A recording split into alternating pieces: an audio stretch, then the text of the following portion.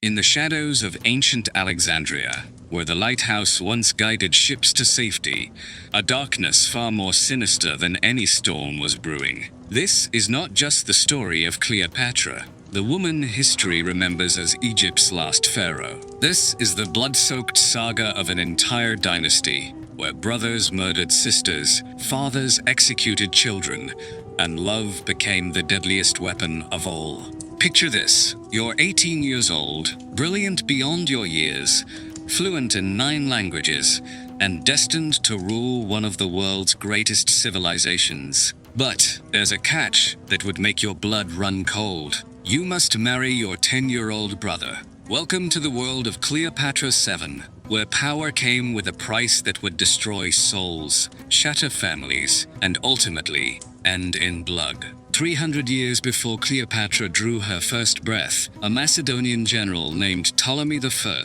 seized Egypt from Alexander the Great's crumbling empire. He established a dynasty that would rule for 3 centuries, but at what cost? The Ptolemies had a twisted solution to keep their Greek bloodline pure in Egypt: marry within the family. Brother to sister, uncle to niece, father to daughter, when desperate times called for desperate measures. This wasn't just tradition, it was a death sentence wrapped in golden silk. Because in the Ptolemaic dynasty, there was one rule that trumped all others. Only one could rule. And family was just another obstacle to eliminate. Imagine the psychological torture. You're born into luxury beyond imagination, but your spouse, your life partner, is chosen not by love, not by compatibility, but by genetics. Your brother becomes your husband. Your sister becomes your rival for the throne, and potentially your executioner. By the time Cleopatra VII was born in 69 BCE, the Ptolemaic family tree looked less like a tree and more like a twisted knot of horror. Her great-great-grandmother, also named Cleopatra, who murdered her own son. Her great-uncle, Ptolemy VIII, known as Physicon, the potbelly, who killed his nephew and married his nephew's widow, his own sister. But perhaps most disturbing of all was Cleopatra's own father, Ptolemy XII, nicknamed Orlatus, the flute player. Don't let the musical nickname fool you. This man would orchestrate a symphony of terror that would echo through generations. Ptolemy XII wasn't just fighting external enemies, he was fighting the very nature of his own family. Every child born was a potential threat. Every sibling was a rival. The paranoia, the constant fear, it transforms people into monsters. When Cleopatra was 18, her father made a decision that would haunt her forever. According to ancient tradition, she would co-rule with her younger brother, Ptolemy XIII. But tradition demanded more than just shared power. It demanded marriage. It demanded that she share her bed with a child who was barely 10 years old. Can you imagine? The most powerful woman in the ancient world, reduced to a political pawn in her own family's sick game. The Cleopatra VII, a woman who could debate philosophy with scholars, negotiate with Roman senators, and command armies, forced to marry a child who still played with toys. The wedding ceremony was magnificent: golden chalices, incense burning, priests chanting ancient hymns. But behind the pageantry lay a horror that would make modern minds recoil. This wasn't love. This wasn't even politics. This was systematic abuse, disguised as tradition. Cleopatra knew what this marriage meant. She had studied her family's history. She knew that in Ptolemaic Egypt, marriages between siblings rarely ended in happiness. They ended in murder. Her own great-grandmother, Cleopatra III, had been married to her uncle. Their marriage produced children who would eventually turn on each other with daggers and poison. Her grandmother, Cleopatra Selene, had watched her husband, her own brother, plot her assassination before she struck first. This was the legacy Cleopatra VII inherited. Not just a throne, but a curse that ran in her very blood. For 3 years, this grotesque arrangement continued. Cleopatra, now 21, tried to maintain the facade of co-rulership with her brother-husband, now 13. But Ptolemy XIII was no longer the malleable child he had once been. He was growing into something far more dangerous, a teenager with unlimited power, and advisors whispering poison in his ears. The whispers spoke of ancient tradition. They spoke of male supremacy. They spoke of how Cleopatra, despite being older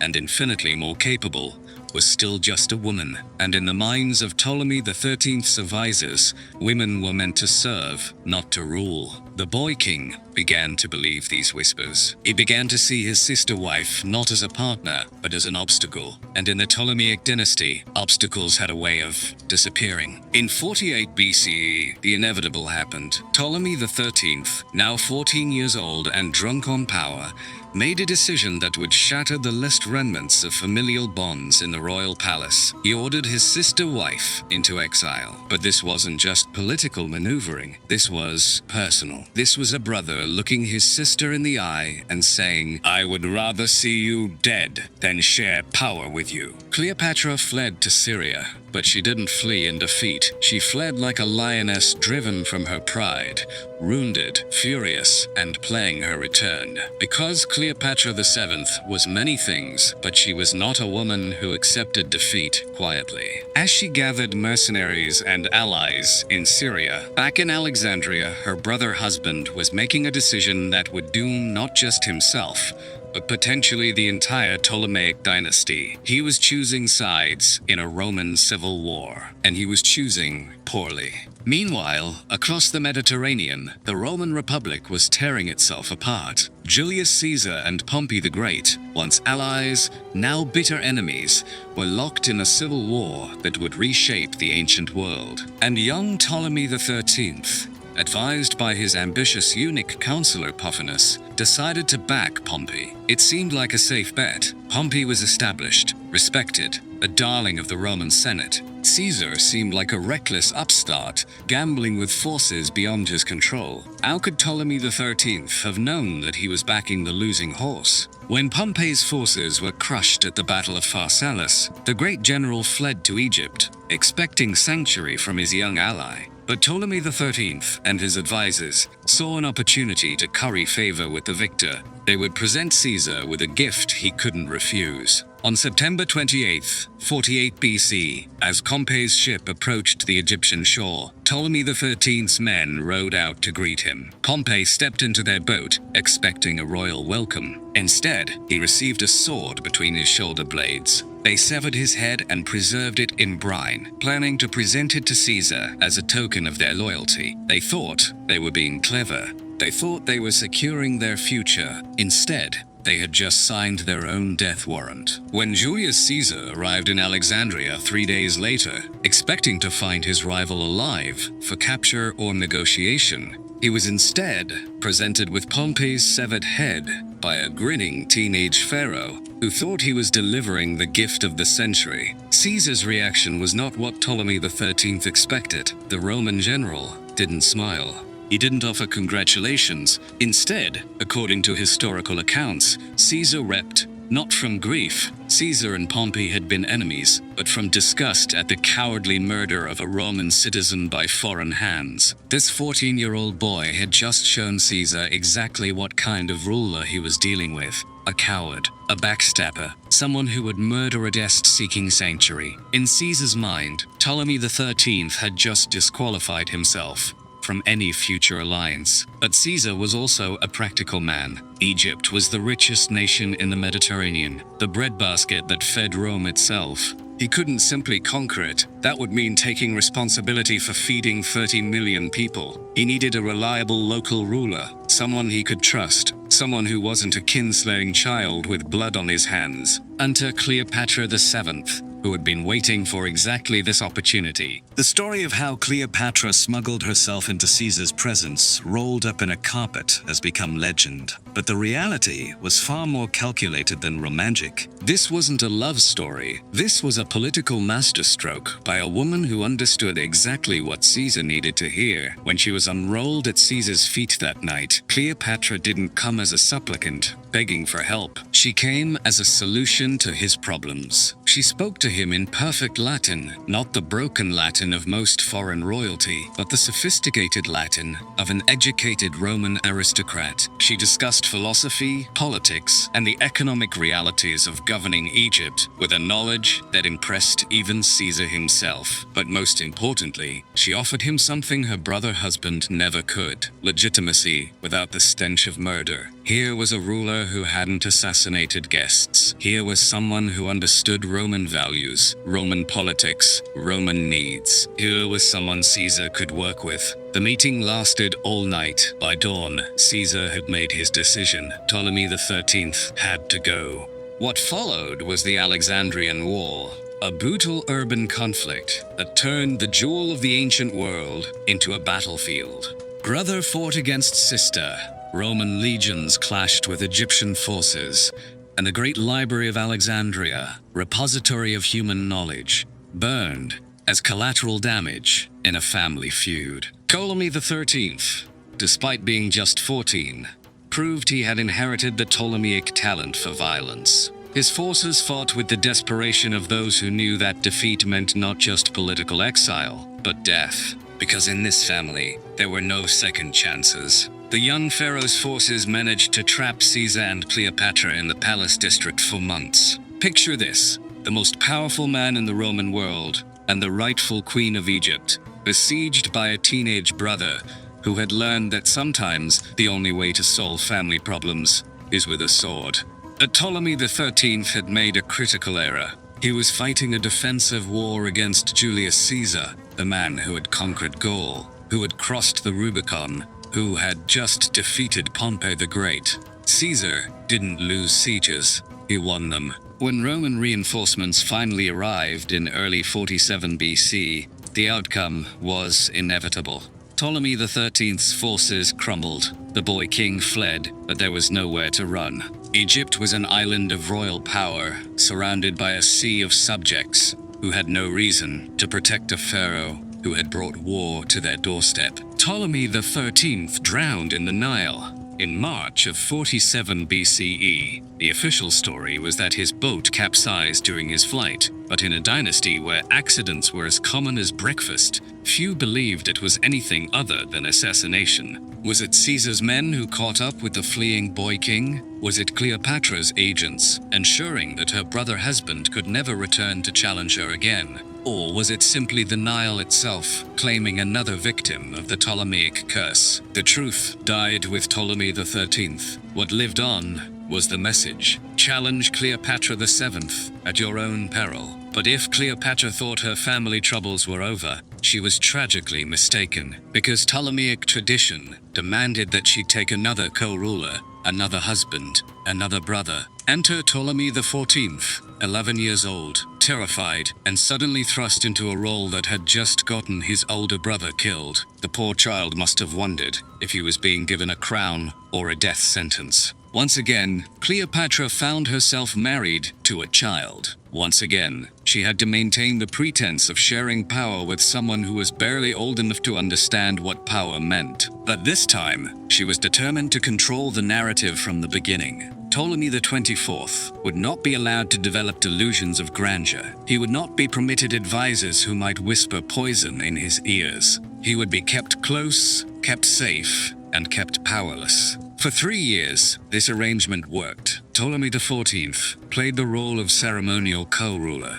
while Cleopatra wielded the real power. He appeared at state functions, his name appeared on official documents, and he lived in luxury beyond imagination. All he had to do was stay quiet, stay obedient, and stay alive. But in 44 BCE, everything changed. Julius Caesar, Cleopatra's protector and the father of her son Caesian, was assassinated on the Ides of March. Suddenly, Cleopatra was alone again, vulnerable again, and facing the same choice that had confronted her family for 3 centuries: kill or be killed. Here's where our story takes its darkest turn, because what happened next reveals the true horror of the Ptolemaic curse, how it could transform even a brilliant, cultured woman like Cleopatra into something monstrous. Ptolemy XIV was now 14, the same age his brother had been when he rebelled. He was beginning to ask questions questions about why his sister wife held all the real power. He was beginning to listen to whispers from courtiers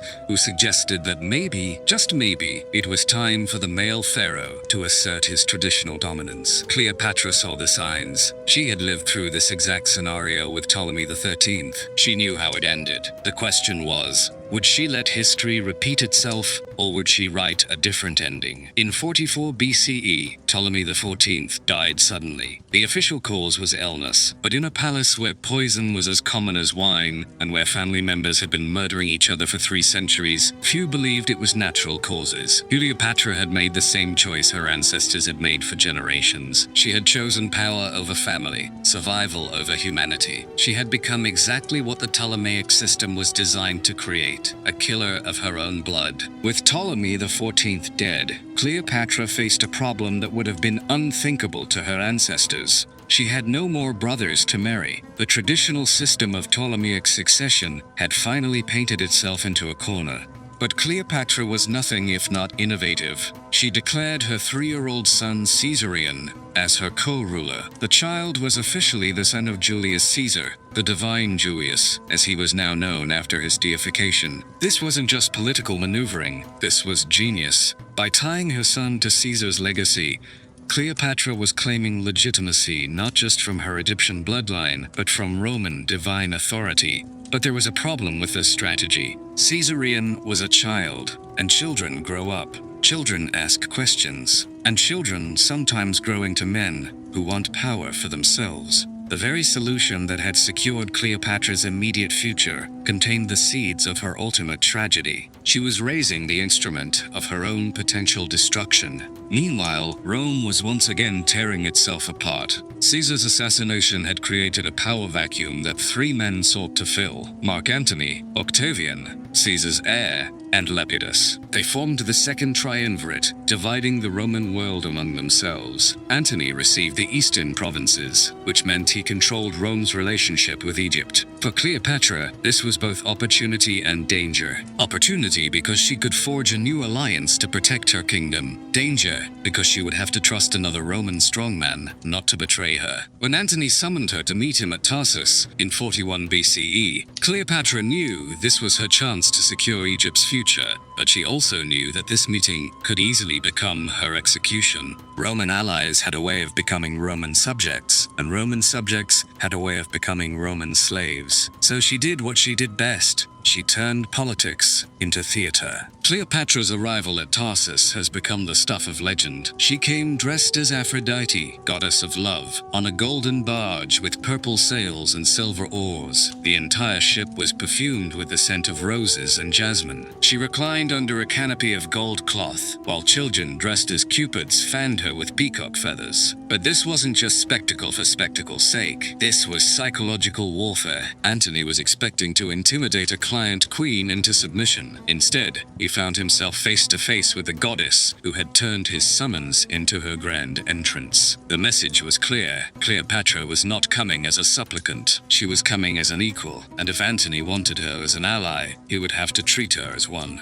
The strategy worked. Antony was not just impressed, he was intoxicated. Here was a woman who combined incredible wealth with devastating intelligence, political acumen with sensual appeal. Within days, the Roman general who had come to dictate terms found himself falling under the spell of a queen who had turned seduction into statecraft. What followed was one of history's most famous love affairs. But calling it just a love affair misses the point entirely. This was a geopolitical alliance wrapped in personal passion, a merger of empires disguised as romance. Cleopatra gave Antony what he needed, the wealth of Egypt, to fund his military campaigns. Antony gave Cleopatra what she needed, Roman military protection against her enemies. It was the perfect partnership.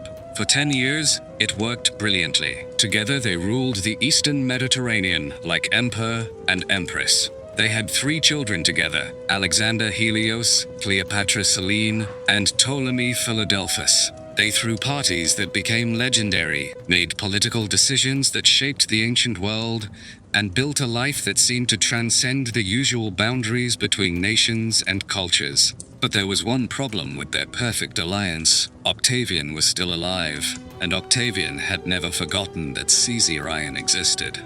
As long as Cleopatra's son lived, he represented a potential challenge to Octavian's claim as Caesar's only legitimate heir.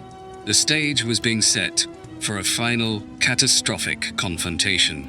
And once again, the Ptolemaic curse would demand its price in blood. By 32 BCE, the second triumvirate had collapsed. Lepidus had been pushed aside years earlier, leaving only Antony and Octavian to contest control of the Roman world. Their conflict was inevitable. Two alpha predators could not indefinitely share the same territory. But this wasn't just a civil war between Roman generals. This was East versus West, tradition versus innovation, republic versus monarchy. Antony and Cleopatra represented something new, a fusion of Roman military might with Eastern wealth and mysticism. Octavian represented Roman tradition, Roman values, Roman supremacy. The propaganda war began long before the first sword was drawn. Octavian portrayed Antony as a man seduced by foreign corruption, a Roman who had abandoned his heritage for exotic pleasures. Cleopatra was painted as a foreign witch who had enslaved a Roman general with her dark arts. Antony and Cleopatra fired back with their own propaganda,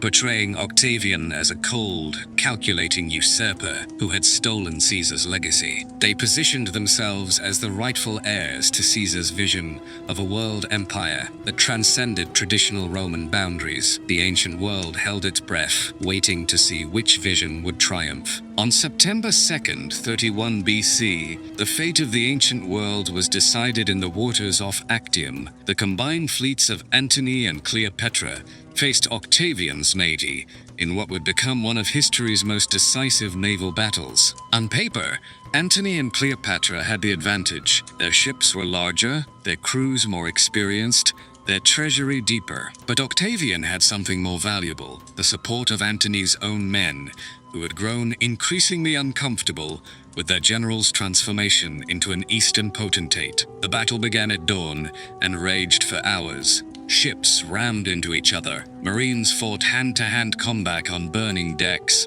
and the sea turned red with blood. For a while, the outcome remained in doubt. Then Cleopatra made a decision that would haunt history. Seeing that the battle was not going as planned, she ordered her ships to withdraw. Whether this was cowardice, strategic thinking, or a pre-planned escape route remains one of history's great mysteries. What is certain is that Antony, seeing his lover's ships retreating, abandoned his own fleet to follow her. The sight of their commanders fleeing shattered the morale of their remaining forces. The battle was lost. Antony and Cleopatra fled to Alexandria, but they both knew that defeat at Actium had sealed their fate. Octavian would not make the mistake Caesar had made. He would not allow potential rivals to live in exile, gathering strength for a comeback. In those final months, something beautiful and tragic happened. Stripped of their political power, facing certain death, Antony and Cleopatra discovered what their relationship might have been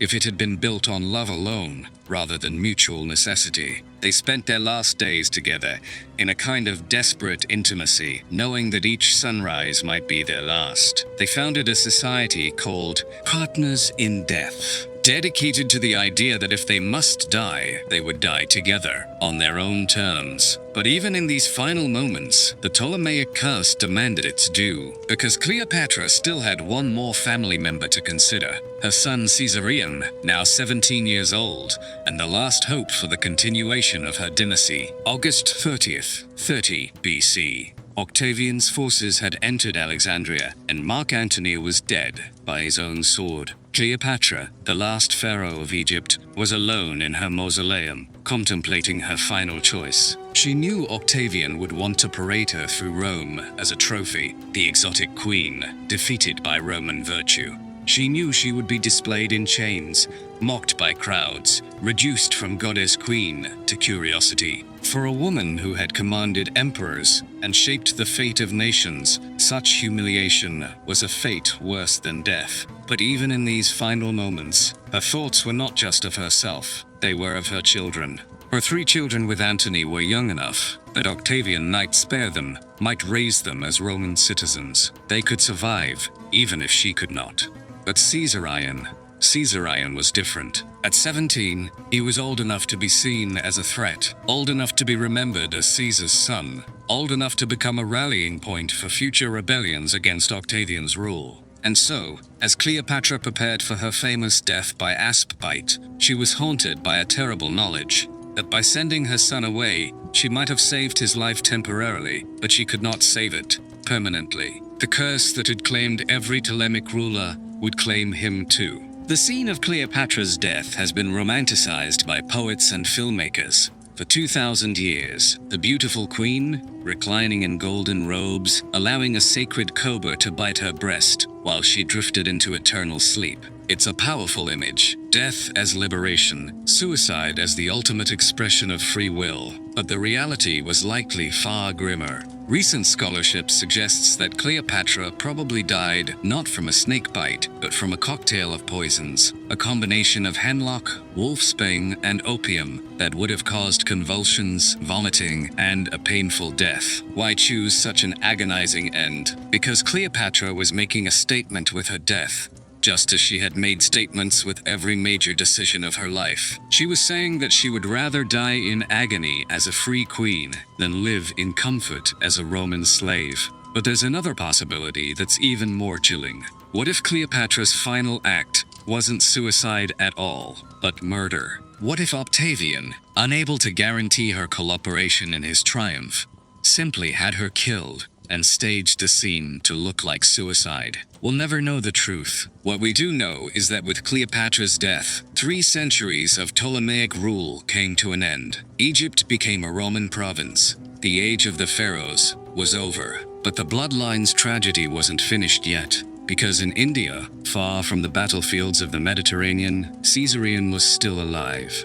Still hoping, still believing that somehow he might return to reclaim his mother's throne. The 17-year-old boy had inherited his mother's intelligence and his supposed father's ambition. He was tall, handsome, charismatic, everything a future pharaoh should be. In exile, he began gathering supporters, making plans, dreaming of the day he could return to Egypt as its rightful ruler. But Octavian's spies were everywhere, and Octavian understood something that Julius Caesar had never fully grasped: that mercy to rivals is often just delayed suicide. The new master of Rome sent agents across the known world with a single mission: find Caesarion and kill him. Not capture him, not bring him back for trial or negotiation. Kill him.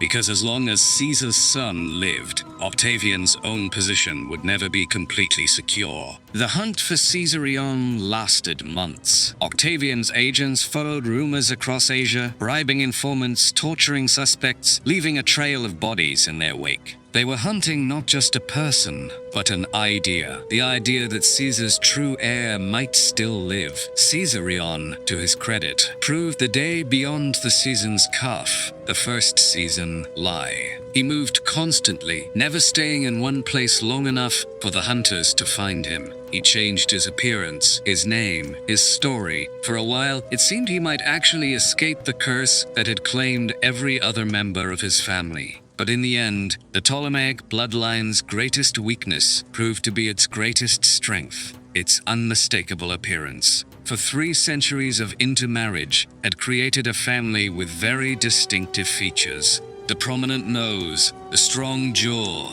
the piercing eyes, they were as recognizable as a royal seal. In late 30 BCE, in a marketplace in far-off Bactria, a Roman agent recognized those features on the face of a young man trying to blend in with common merchants. The last pharaoh of Egypt had been found. Caesarion died as he had lived, as a victim of his own bloodline. The accounts of his death are sparse and contradictory. Some say he was killed immediately upon discovery. Others suggest he was brought back toward Roman territory and executed along the way. A few romantic tales claim he fought to the death, sword in hand, crying out his mother's name. But however he died, the result was the same. The last of the Ptolemaic dynasty was gone. The bloodline that had ruled Egypt for 3 centuries, that had produced some of history's most brilliant and terrible rulers, that had created wonders and horrors in equal measure, that bloodline was finally extinct. Octavian, soon to become Augustus, the first Roman emperor, had achieved what no Ptolemaic ruler had ever managed. He had ended the cycle of family murder that had defined the dynasty from its beginning. Not through mercy or forgiveness, but through the simple expedient of killing every last one of them.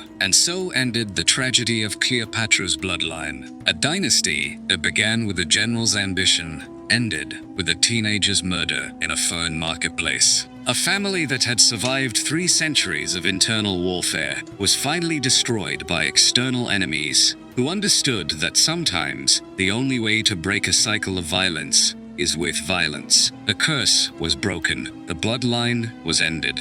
Egypt would never again be ruled by pharaohs. The age of the gods was over, and the age of emperors had begun. But the story of the Ptolemies is personal, a terrible truth, that power built on blood must ultimately be paid for. That families who make murder their tool will find that murder becomes their master, and that sometimes the greatest tragedy of all is not how the story ends, but how it was always destined to end from the very beginning. The last pharaoh was dead. The bloodline was broken. The curse was complete.